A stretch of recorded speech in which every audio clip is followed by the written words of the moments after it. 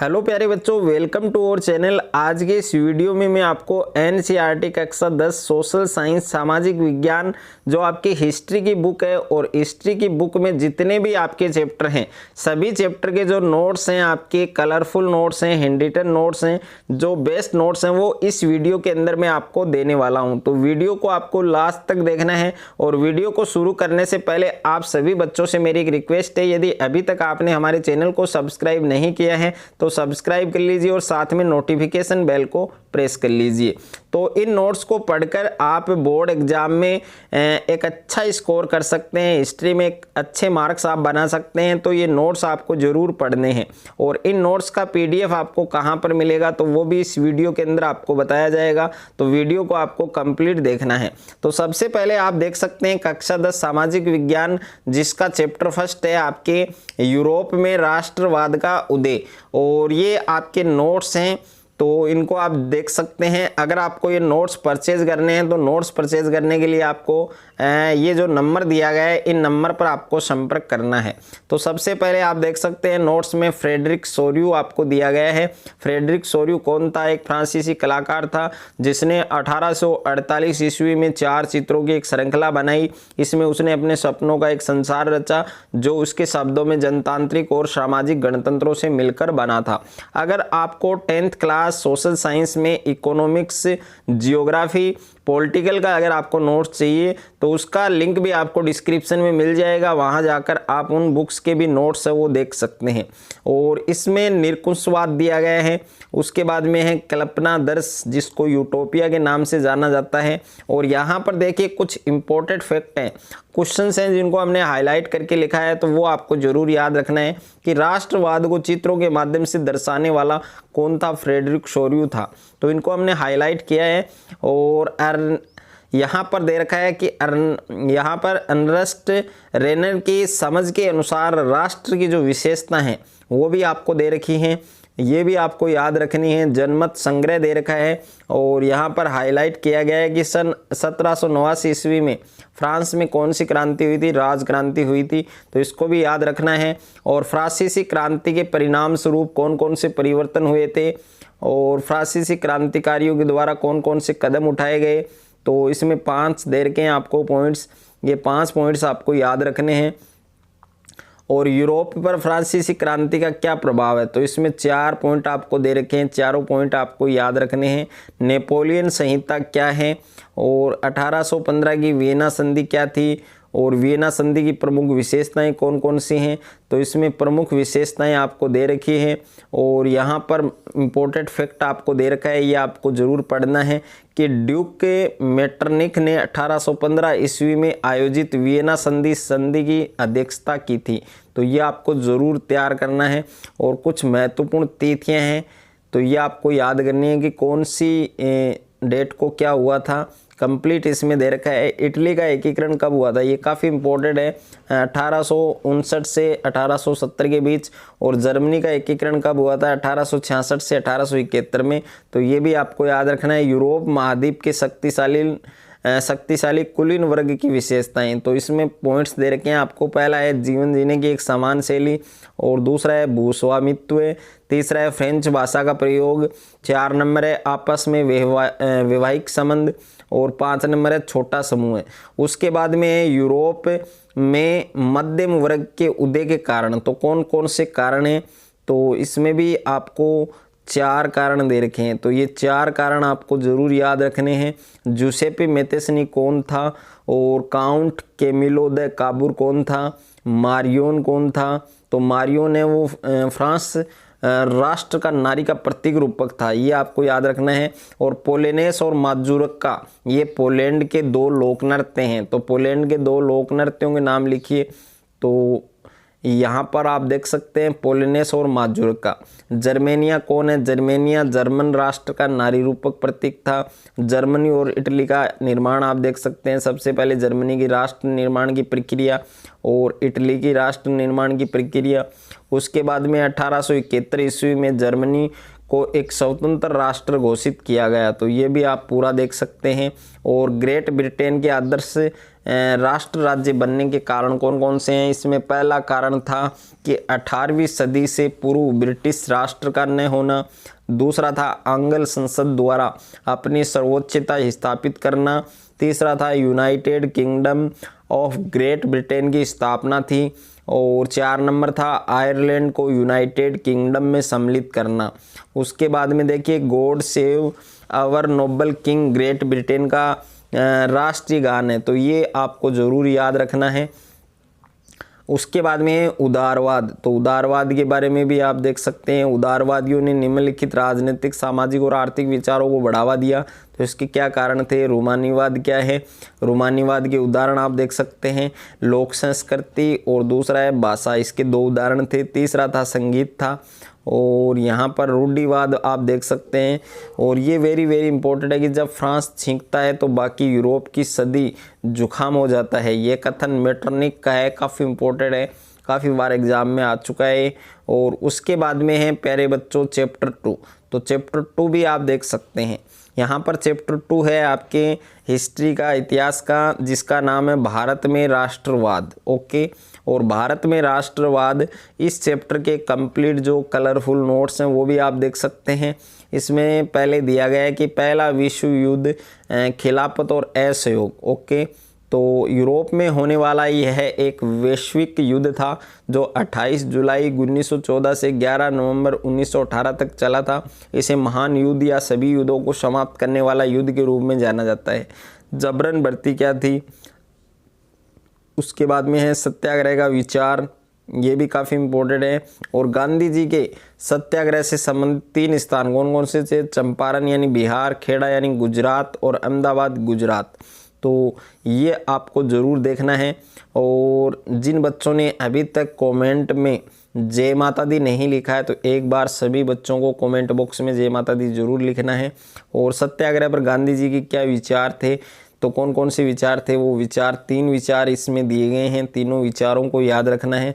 और महात्मा गांधी जनवरी 1915 में दक्षिणी अफ्रीका से भारत वापस आए थे, ये भी आपको याद रखना है। रोलेट एक्ट क्या था, और गांधी जी द्वारा रोलेट एक्ट का विरोध क्यों किया गया, ये भी आपको याद रखना है। और सन 1916 ईस्वी में महात्मा गांधी ने बिहार के चंपारण क्षेत्र है उसका दौरा किया, तो ये भी आपको याद रखना है।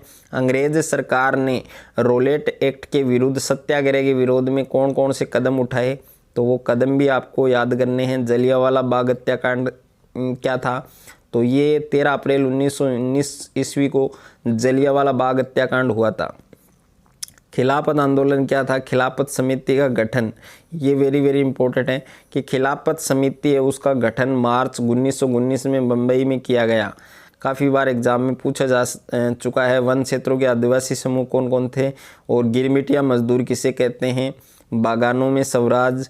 और चोरी चोरा कांड है 1922 ईस्वी में हुआ, मोस्ट इम्पोर्टेंट है ये। और साइमन कमीशन और सविनय अवज्ञा आंदोलन, इन पर टिप्पणी पूछी जा सकती है। सविनय अवज्ञा आंदोलन की कार्य योजना क्या थी, तो इसमें 4 दे रखे हैं।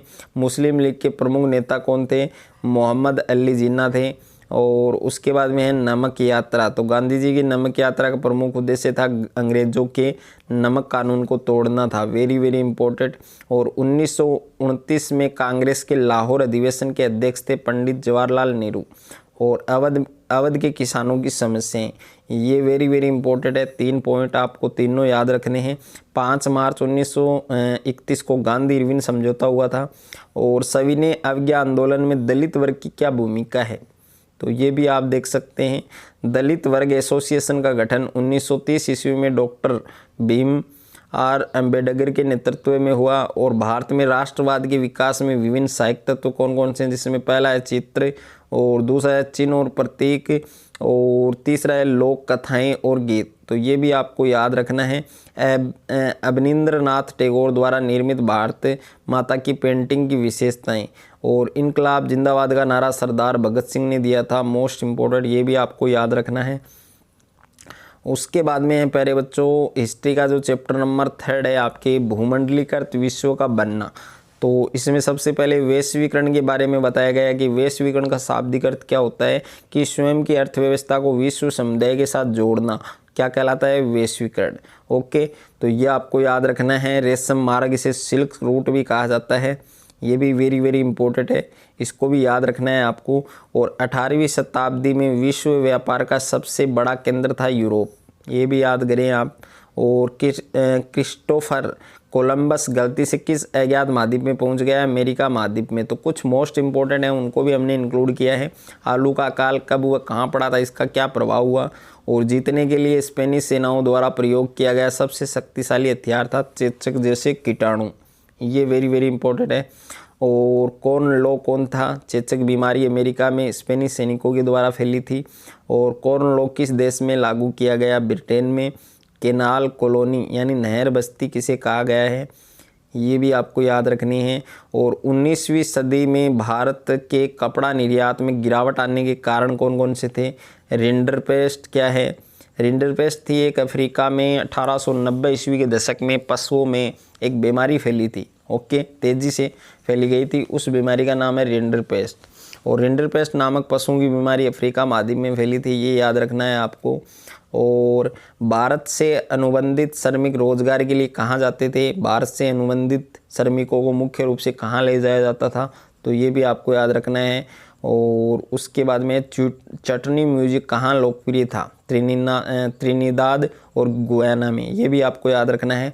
और 1920 ईस्वी के दशक की अमेरिका अर्थव्यवस्था की विशेषताएं और असेंबली लाइन क्या थी, महामंदी क्या है। आर्थिक महामंदी की शुरुआत 1929 ईस्वी में हुई। आर्थिक महामंदी के परिणाम, तो इसमें 4 परिणाम दे रखे हैं, ये आपको याद रखने हैं। ब्रिटेन वुड्स क्या है, तो ब्रिटेन वुड्स समझौता क्या है। और वीटो क्या है, वीटो है निषेधाधिकार, इस अधिकार के सहारे एक ही सदस्य की असहमति किसी भी प्रस्ताव को निरस्त करने का आधार है, वो बन जाती है। ब्रिटेन वुड्स प्रणाली के समाप्त होने के लिए उत्तरदायी कारक हैं। अमेरिका मुद्रा में गिरावट, सेकंड है पश्चिमी व्यावसायिक बैंकों का उदय, तीसरा है बेरोजगारी की समस्या, 4 नंबर G77 देशों से अभिप्राय और G77 की स्थापना। और यहाँ पर NIEO का पूरा नाम, ये भी आपको याद रखना है, न्यू इंटरनेशनल इकोनॉमिक ऑर्डर यानी नई अंतर्राष्ट्रीय आर्थिक प्रणाली। उसके बाद में है प्यारे बच्चों चैप्टर 4 आपको दिया गया है हिस्ट्री का, औद्योगिकरण का युग। तो इस चैप्टर के कंप्लीट नोट्स भी आप देख सकते हैं। सबसे पहले प्राच्य, यानी प्राच्य क्या होता है, भूमध्य सागर के पूर्व में स्थित देश है। और उसके बाद में है पूर्व औद्योगिकरण या आदि औद्योगिकरण, ये वेरी वेरी इंपॉर्टेंट है। उसके बाद में है क्या आप जानते हैं, स्टेपलर, कार्डिंग और फुल्लर, तो ये भी आपको याद रखना है। औद्योगिकरण क्या है, औद्योगिकरण क्रांति के कारक, जिसमें पहला है आपके इंग्लैंड की भौगोलिक स्थिति, दूसरा है खनिज पदार्थों की उपलब्धता, तीसरा है नई नई मशीनों का आविष्कार, 4 नंबर है मजदूरों की उपलब्धता। और यहाँ पर देखिए मोस्ट इम्पोर्टेंट है कि इंग्लैंड का कौन सा शहर फिनिशिंग सेंटर के नाम से जाना जाता है, तो लंदन शहर, ये आपको ज़रूर याद रखना है। और उसके बाद में भारतीय बुनकरों पर ईस्ट इंडिया कंपनी का नियंत्रण किस प्रकार से हुआ था, ल्यूकोमेन ने सर्वप्रथम भाप के इंजन का निर्माण किया। बाजार में श्रम की बहुतायत से मजदूर वर्ग के जीवन पर पड़ने वाले प्रभाव कौन कौन से थे। देश की पहली जूट मिल 1855 ईस्वी में बंगाल में स्थापित हुई थी, ये वेरी वेरी इंपॉर्टेंट है, काफ़ी बार एग्जाम में आ चुका है, एक क्वेश्चन रिपीटेड है। जोबर कौन था, जोबर के प्रमुख कार्य, पहले विश्व युद्ध के समय निम्नलिखित कारणों से भारत का औद्योगिक उत्पादन बढ़ा, कौन कौन से कारणों से, वो भी आपको याद रखना है। स्पिनिंग जेनी मशीन का निर्माण कब और किसने किया, जेम्स हरग्रीव्ज ने 1764 में किया था, ये क्वेश्चन भी तैयार करना है। और 19वीं शताब्दी में यूरोप में औद्योगिकरण की विशेषताएं, जिसमें मुख्य उद्योग हैं, परंपरागत उद्योगों का आधिपत्य है और विकास के लिए आर हैं। 4 नंबर है प्रौद्योगिकी बदलावों की धीमी गति है। और ये क्वेश्चन दिया गया है, ये क्वेश्चन भी आपको याद करना है, तैयार करना है अच्छे से, जिसमें कैलेंडर है, महत्वपूर्ण व्यक्तियों के चित्र हैं। और ये क्वेश्चन दिया गया है, 2 क्वेश्चन हैं, ये भी आपको तैयार करने हैं। उसके बाद में लास्ट चैप्टर है आपकी हिस्ट्री का, चैप्टर 5 है मुद्रण संस्कृति और आधुनिक दुनिया। तो सबसे पहले शुरुआती छपी किताबें, कैलीग्राफी या कुशन विषय क्या है, जापान में मुद्रण और यूरोप में मुद्रण का आना, जिसमें चीन से कागज़ का आगमन। दूसरा पॉइंट था यात्रियों तथा खोजकर्ताओं की भूमिका। तीसरा है वुड ब्लॉक प्रिंटिंग यानी तख्ती की छपाई, योहान गुटेनबर्ग और प्रिंटिंग प्रेस, छापेखानों की संख्या में वृद्धि। बेलम या चरम पत्र क्या है। ओके, तो ये भी आपको याद रखना है। और भारत में मुद्रण युग से पहले की पांडुलिपि है, ये क्वेश्चन वेरी वेरी इंपॉर्टेंट है। गुटेनबर्ग और प्रिंटिंग प्रेस, मुद्रण क्रांति में गुटेनबर्ग का क्या योगदान था, क्या प्रभाव था, ये भी आपको याद रखना है। मुद्रण क्रांति किसे कहते हैं, मुद्रण क्रांति का प्रभाव, जिसमें फर्स्ट है नया पाठक वर्ग, दूसरा है विचारों का व्यापक प्रचार, और ये वेरी वेरी इंपॉर्टेंट है कि 95 स्थापनाओं का लेखन मार्टिन लूथर ने किया था। और धर्म की अलग अलग व्याख्याओं से परिचित होना। और इंक्विजिशन, गीत गोविंद नामक जो पुस्तक है उसके लेखक कौन थे, जयदेव, ये भी वेरी वेरी इंपॉर्टेंट है। और 17वीं और 18वीं शताब्दी में यूरोप में लोगों में पढ़ने का जुनून कैसे पैदा हो गया, निरंकुशवाद क्या है, मुद्रण संस्कृति और फ्रांसीसी क्रांति जिसमें ज्ञानोदय के चिंतकों के विचारों का प्रसार, दूसरा है वाद विवाद संवाद की एक नई संस्कृति का जन्म, तीसरा है राजशाही और उसकी नैतिकता का मजाक उड़ाने वाले साहित्य का प्रकाशन। और यहाँ पर क्वेश्चन लिया गया है, ये भी वेरी वेरी इंपॉर्टेंट है, तो ये भी आपको तैयार करना है अच्छे से। और 19वीं सदी में यूरोप में मुद्रण संस्कृति में नए तकनीकी परिष्कार कौन कौन से हुए, शिवलिंग श्रृंखला क्या है, ये भी काफ़ी इंपॉर्टेंट है। और ये नोट दिया गया है, इस नोट को भी तैयार करना है। वर्नाक्यूलर और देसी प्रेस एक्ट क्या है, और ये क्वेश्चन दिया गया है, ये क्वेश्चन भी आपको तैयार करना है अच्छे से। तो कंप्लीट नोट्स हैं प्यारे बच्चों, वो मैंने इस वीडियो के अंदर आपको हिस्ट्री के दिए हैं। अगर आपको ये नोट्स अच्छे लगे, अगर आपको ये वीडियो अच्छा लगे, तो वीडियो को आप ज़्यादा से ज़्यादा बच्चों के साथ शेयर करें, ज़्यादा से ज़्यादा वीडियो को लाइक करें। और चैनल पर आप नए हैं तो चैनल को आप सब्सक्राइब कर लीजिए और साथ में नोटिफिकेशन बेल को प्रेस कर लीजिए।